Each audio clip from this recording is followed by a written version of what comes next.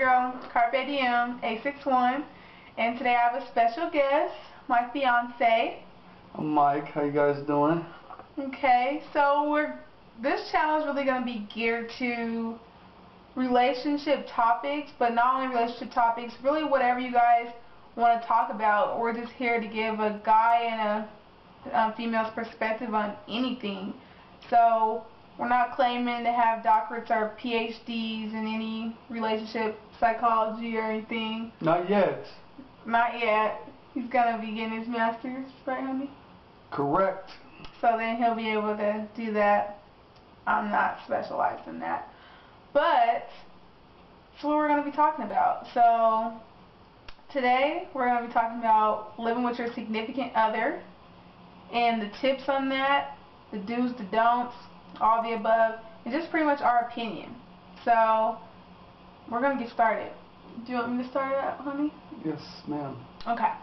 So let me just give you guys the whole background.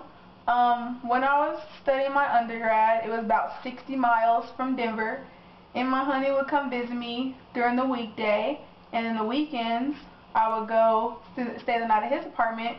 So like we always, had time together. We were all together.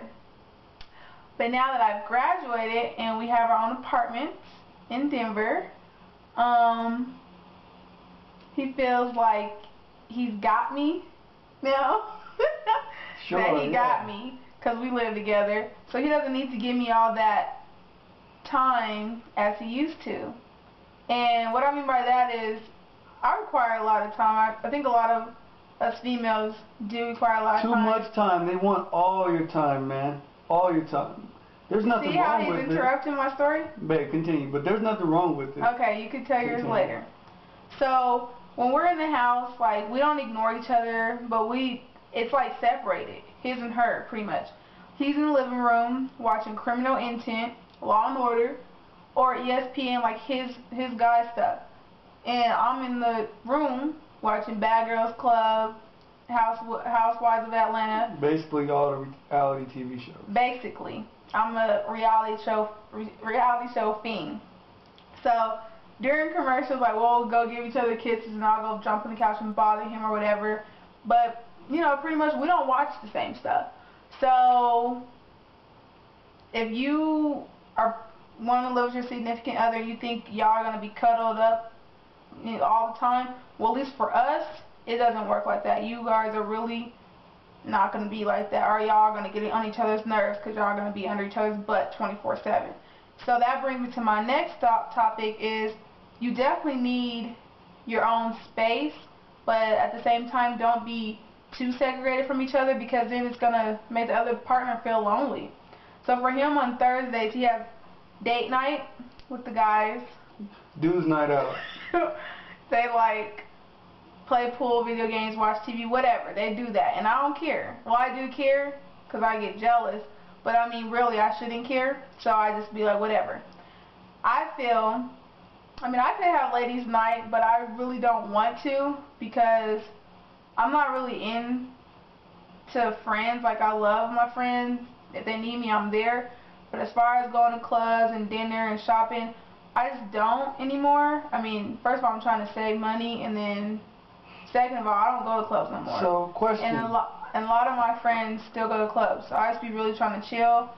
And since I just got in grad school, I need to be focusing on what's the goal, which is, my career.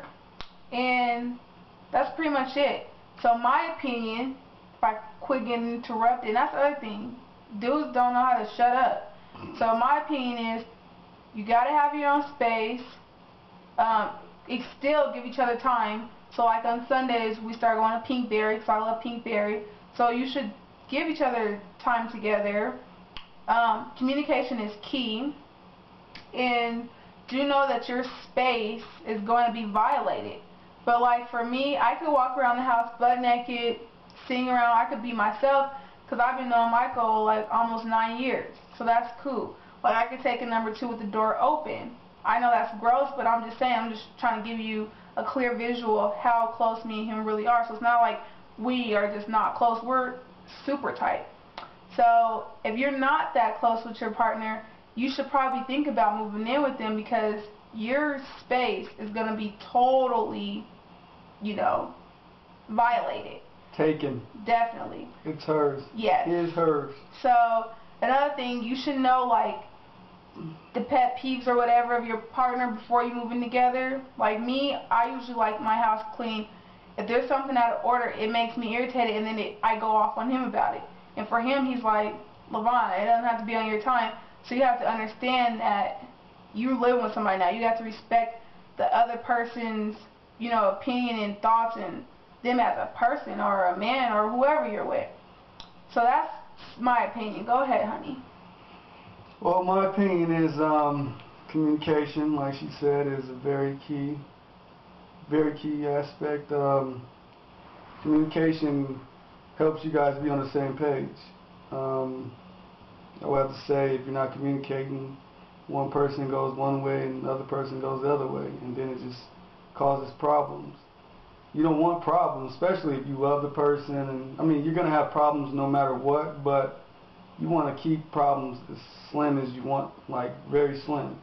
Just because the more problems in a relationship, the farther apart you guys grow apart. So, with that said, communication, if she wants to do stuff, she wants to, just support her, whatever she does. Basically, with space, as far as space, sometimes I like my space when I'm watching football. He likes his space all the time. I like my space when I'm watching football and Law and Order, Special Victims Unit, not Criminal Intent. So, I need my space. Well, she can come watch it. I wouldn't mind if she come watch it with me, but it doesn't happen that much. But what I'm getting at is when she's watching reality TV shows, I should watch it more with her. Not all the time. I'm not saying quit everything you're doing and just go watch TV with her, but sometimes it helps because it helps communication. Mm-hmm. Like I would expect the same from her, vice versa. So, just to tackle communication, communication is humans' biggest downfall, just because you don't know how to talk to each other. You don't know what each other is feeling, and feelings, one person's thinking something, the other person's thinking something, so you have to communicate. Mm-hmm. It makes things easier on the relationship, and you guys can get further than you imagine. I mean, as life goes on, with communication, you can build your relationship to take it to the top. Well, you guys get so comfortable with each other that you love each other, that you won't hide anything. You will accept what she does. She will accept what I do. Basically, so communication. What else did you say, babe? What was the space? Well, to make sure, we already said it. Spend time with each other. That can do. You don't have to go out and spend money. You can easily do that by watching TV with each other, or going to take a walk in the park. And that's like, we just bought a dog, which you guys saw my video, the Yorkie, and we're not worried about having kids right now because we're both worried about our career and our education. So get a pet, like that can help too. You guys have a mutual, something you guys love together. It's definitely a good start. Yeah. Because people have kids. Yeah, I'm not getting on anybody. Sometimes stuff happens, but kids are more difficult, and it can also jeopardize the relationship. Mm-hmm. So just starting out small. Just try to start out as small as you can, so you can just grow together. Yeah. So it can be better. It can be more of a teamwork thing. Because if you have a kid, it's kind of harder because people have their own opinions and they're going to complain about certain things, and it just causes problems. Yeah, so instead of like working on your relationship, you're trying to work on the kid, when you do need to be working on a relationship, because that's where it starts. You have to have a foundation. So basically, you got to know her inside out. Like she has to know me inside out. Mm-hmm. So she got to know my dislikes and my likes. She has to know that. And she has to know what button not to push. Because she knows I'm going to get mad about her, or she's going to get mad if I push her button. So yeah, and nothing's perfect. It takes time. Like poker, you're going to learn each day. Like you learn with a different hand, you learn how to tackle stuff. So you just have to be willing to sacrifice. Big things about sacrifice, which I admit I have a problem with sacrificing. Compromising. Yeah, definitely. You got to compromise, willing to understand that you might need to change a little bit for that other person if you love them. So don't rush it. Moving in together, definitely don't rush it. Do not rush it. Just Wait because, your time. Just because if you don't know the person, it's going to end up a disaster. And you guys could be meant for each other. Yep. But it just can be messed up just because you don't know that person like that. Exactly. You have to know that person.